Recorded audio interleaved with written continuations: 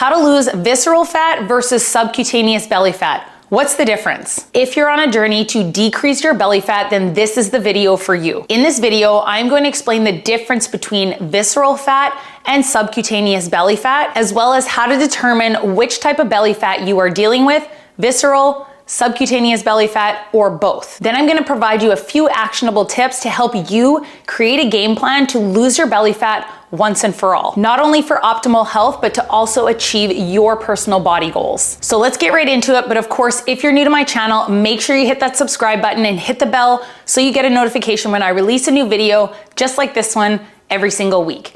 I have over 18 years experience in the industry helping people increase lean muscle and decrease body fat to become the strongest, leanest, healthiest versions of themselves. And I created this channel because I want to help you as well. So your goal is to decrease your belly fat. Let's talk about visceral fat versus subcutaneous belly fat.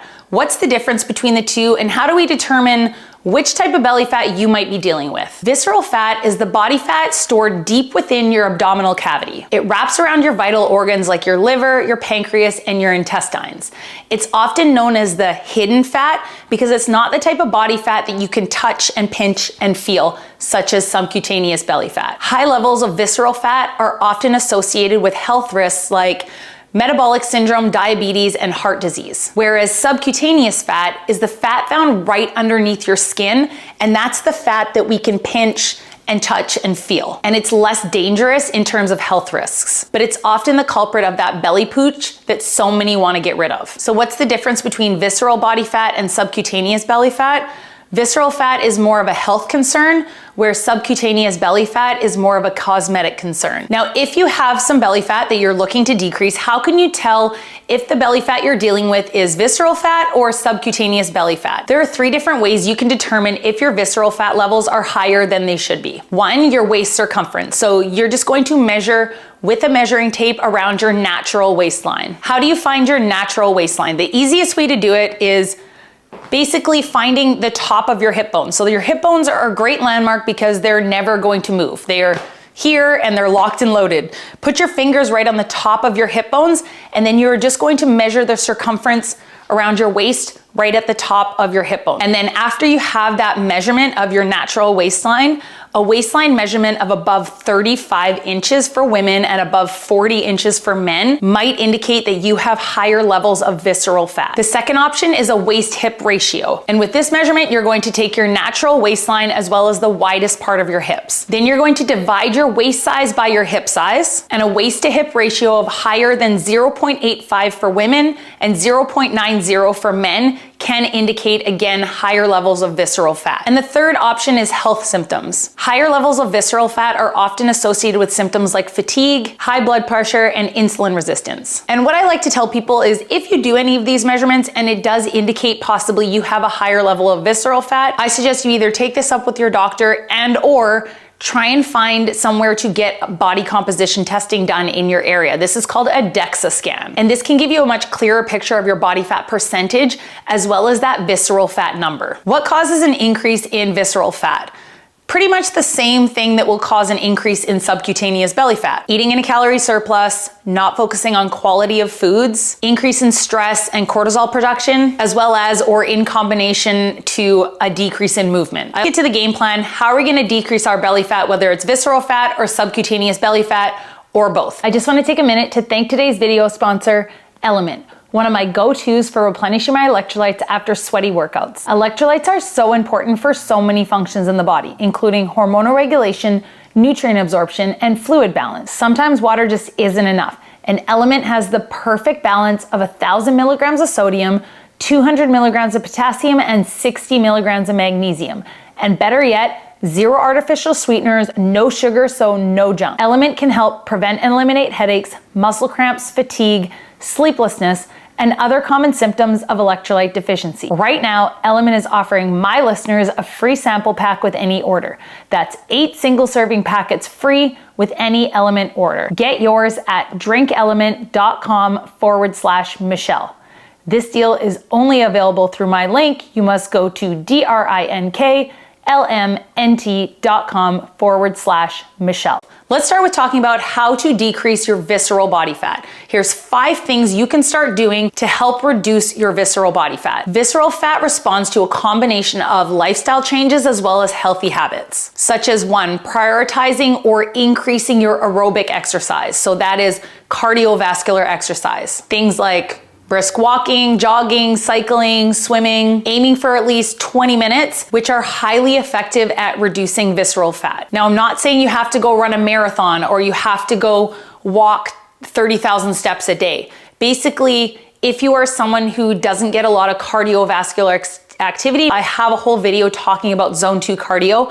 I'll link that video in the description below. But basically a span of at least 20 minutes where your heart rate is elevated a little bit to really get your heart working. Again, minimum 20 minutes a few times a week is a great place to start. This is something you're not already doing. This is a great thing to start adding into your healthy lifestyle. 2 is reduce your sugar intake and refined carbs. Visceral fat is closely tied to blood sugar and insulin spikes. So reduce sugary drinks, fancy coffees that are loaded with 10 pumps of syrups, sweets, and processed carbs. Notice I didn't say cut them out completely. Remember, 80-20 rule is totally allowed.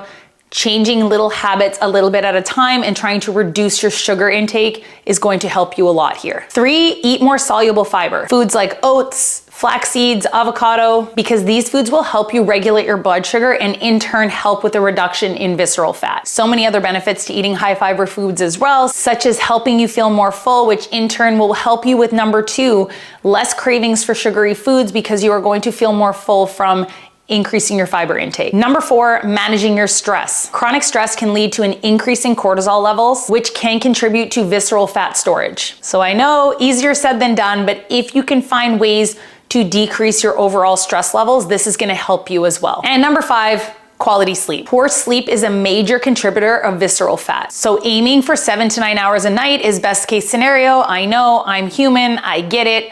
If you don't have that option, do the best you can to prioritize your sleep most of the time. So that's how we want to target visceral fat. What about that subcutaneous belly fat, that belly pooch, that stuff you can grab? How are we going to reduce that, and how is it different than visceral fat? 1, incorporate strength training. If you've watched any other videos on my channel, you know that I am strength training to the end. I'm pretty sure I recommend it in every single video because it is so important, not only for overall general health, but reducing body fat in general. Building more lean muscle can help increase your resting metabolic rate, which helps you burn more calories throughout the day and will help with the reduction of overall body fat, including belly fat. If you need help with your strength training journey or want to start a strength training journey, I have an 8-week beginner-friendly strength training program, all run through my app. It will take you through a whole program to do, very simple to follow. You can choose a dumbbell only option or an option for the gym. It will help you with progressive overload and tracking your weights to really see a difference in increasing your overall strength and muscle mass. I'll link more information to that program in the video description below. Tip number 2 is create a moderate calorie deficit. So not a significant calorie deficit, just a slight calorie deficit. If you are strength training to build muscle, you want to make sure you're eating enough to fuel your body to build muscle, but you want to eat in a slight deficit to help with that fat reduction, focusing on whole nutrient dense foods and getting your protein in. Number 3, staying hydrated. Drinking water is not only going to help with fat loss, but it's also going to help reduce bloating, which in turn will help your stomach feel flatter. Number 4, cut back on alcohol. So not saying you have to cut it out of your life completely. Again, 80-20 rule, but reducing your alcohol consumption can definitely help, especially sugary cocktails. Alcohol can contribute to fat gain, especially in the midsection. And lastly, number 5 is adding in high intensity interval training. What I like to say here is yes, high intensity interval training can help with the reduction of body fat as well as specifically belly fat. But if you're not doing the other things, the high intensity interval training is not going to help you. Meaning if you are not doing some cardiovascular exercise a few times a week for at least 20 minutes, hitting a daily step count, doing strength training, these are your main priorities. And then if you're doing all of those, the last option is to add in some high intensity interval training, which is basically short bursts of intense exercise followed by a rest period. I have a whole video talking about high intensity interval training as well. I will link that video in the description below if you want to go watch that next. So there you go. That's the difference between visceral fat and subcutaneous belly fat. And if you picked up what I was putting down, basically the same things you would do to reduce visceral belly fat are the same things you would do to reduce subcutaneous belly fat, give or take a few options. If there's anything you take away from this video, I really just want you to remember, and I want to drill it home, is eating healthy and exercising is not just about cosmetics. It is okay to have cosmetic goals. I wanna have a six-pack, I want a flat stomach, but there are a lot of people walking around who maybe have a flat stomach, but don't eat healthy and don't strength train and don't do a lot of the things that are contributing to an overall healthy lifestyle. So although from the outside, they look healthy and what we would call skinny, they could also have high numbers of visceral body fat, which means they are still going to experience some health concerns. This is why it's so important to not only track your progress through your measurements, through progress pictures, and have those aesthetic goals, but you have to remember that the things you are doing, eating healthy, focusing on whole foods, reducing sugar, reducing alcohol, moving your body, heart health, strength training to build muscle, to live longer and healthier and be stronger and just function better in life. All of these things you are doing, you are setting yourself up for life. And that's just what I want you to remember. So whether you're dealing with visceral fat or you're dealing with subcutaneous belly fat or both, all of the things I listed are basically general healthy habits that are not only gonna help improve your health in general, they're also gonna reduce these body fat numbers. So there you go, guys. If you are on a journey to reduce your belly fat and it feels like you're